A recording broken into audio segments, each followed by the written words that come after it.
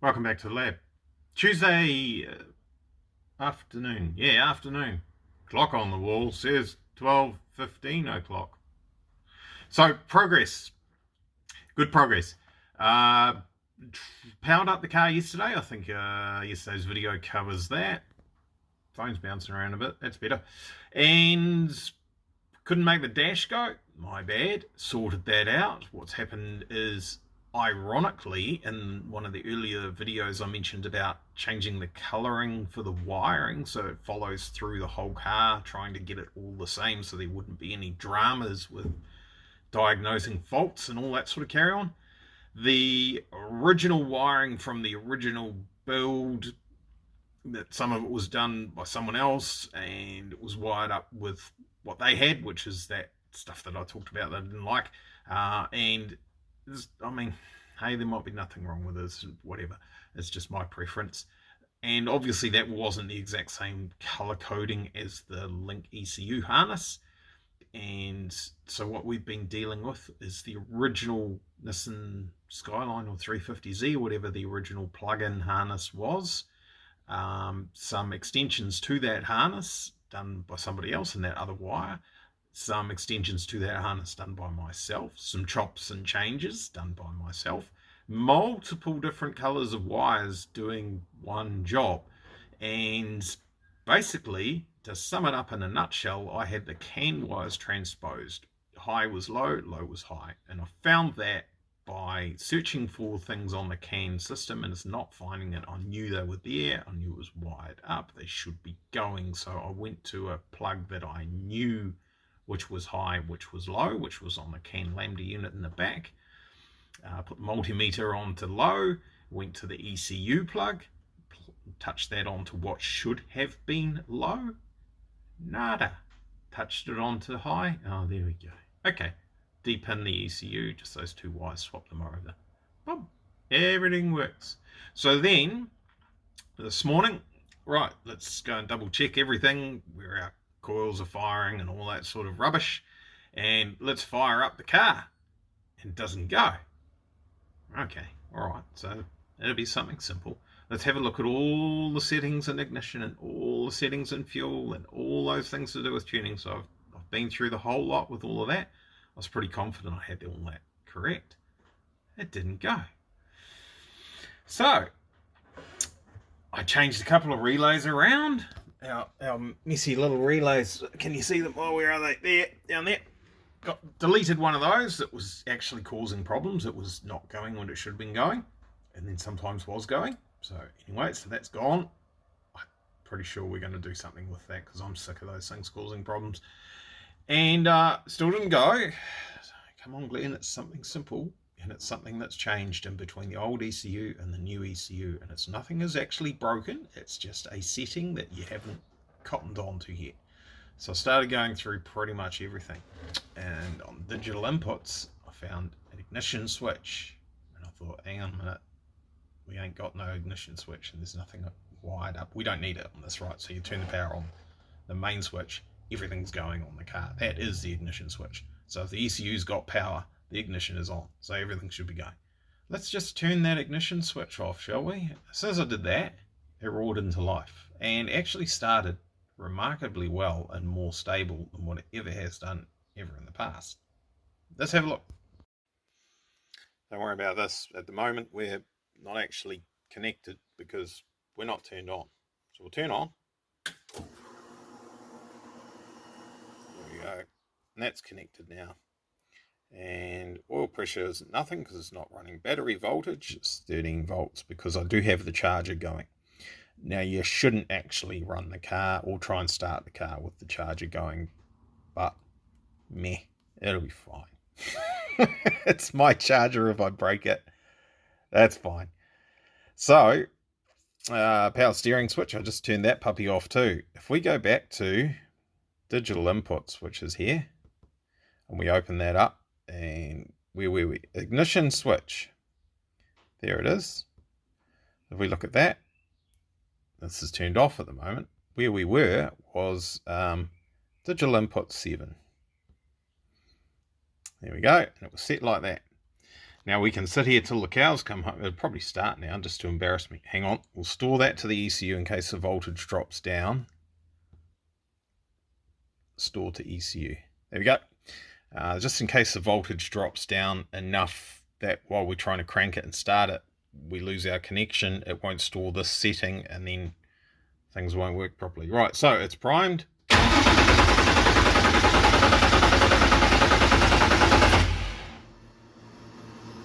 Sounded promising, didn't it? But it just didn't go. It had the fuel pump going and everything, and it makes you sort of think, what have we done? There's got to be something. So if we turn this off, okay, and we'll store that. I've lost it. Store to ECU, there it is. Okay. Now, remarkably,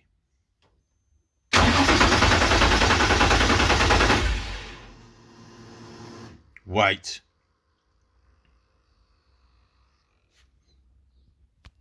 Hang on. Something very funny is going on. Let's clear this.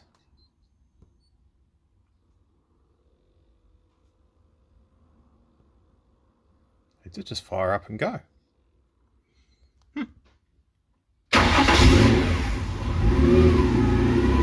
There you go. It wasn't happy with, because it had lost the connection, it didn't want to run.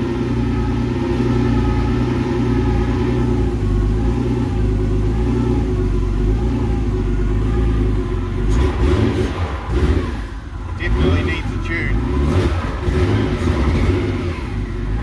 But it goes. It actually just stopped by itself just as I turned that off. Right, so there'll be many things that need setting, but at least we have a car that runs. A little bit more work on that, and we will have a car that will run enough to get it on the trailer without massive pushing effort. We can get it to the dyno, and we can do everything we need to do, and we can start putting some load on the engine so that people don't get upset about that. Yay! Then suddenly it was 5:30 o'clock. And that was on the bench, and things were happening with that. Look, I wanted some foam. Simon, I think his name is, has some foam in Auckland. Auckland it might as well be Australia. It's not easy to get stuff in and out of Auckland at the moment, and it's definitely not easy to go in or out of Auckland at the moment. In a few days' time, it won't be a problem, but right now, I've actually had this here. You can tell by the colour of the yellowness going on, and there's probably rust forming on the top of those. I've had these for a long time. I made a splitter on the front of my blue 300ZX, and I used this to do that. So that's how long I've had that stuff. Appears to still work. So what I'm doing here is fluffing and stuffing around. So basically I just need, the foam isn't actually the strength, right? It's like when you have a tube. A tube is stronger than the bar sometimes, because what you need is the cavity in the middle of it, so you have the material spaced out. So that stops the bending through here, because you can't stretch that side and you can't compress that side, so it won't flex anymore like this. So all you need is something to space the materials out while you're busy doing the rest of the stuff, laying cloth over the top of it. You're supposed to use vacuum bags and peel ply and a vacuum pump and a regulator, and you should actually do an infusion thingy where you have your sucky going on over here, and your pot full of resin will be over there with a tube going into it and some foam laid across the peel ply and all that sort of carry on, so it sucks all the resin through. And you turn on the pump, build up vacuum, and you turn on the valve at the other side there, and it goes, all the fluid all flows through it, and that's called infusion. And we've actually done a course on that. I'm way more qualified in this than what most people actually realise, but I can't be bothered trying to get the materials and do it that way, so we're doing it the silly way and seeing the result we'll get. I think it's actually not going to be too bad. This looks terrible at the moment, right? It looks like candy floss, lumpy, bumpy, horrible rubbish, whatever. Actually, that side's not bad.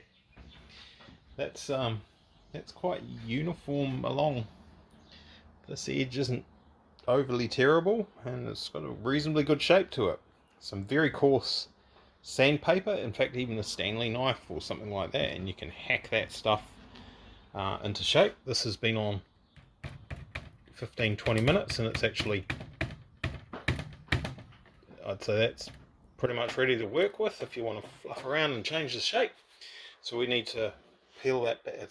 I did have that cut back away from the edge so we had something to stick to, but as it's expanded it's rolled over and it's fine. We'll cut that with a knife, shape it all up, we'll lay some cloth over it. We're not going to vacuum bag it, we're not going to do that, we're just going to lay it over top. It'll be a little bit heavier, but we have a flappy disc on the angle grinder and we can get rid of excessive resin pretty easily. It takes a couple of minutes, that's fine for what it's doing.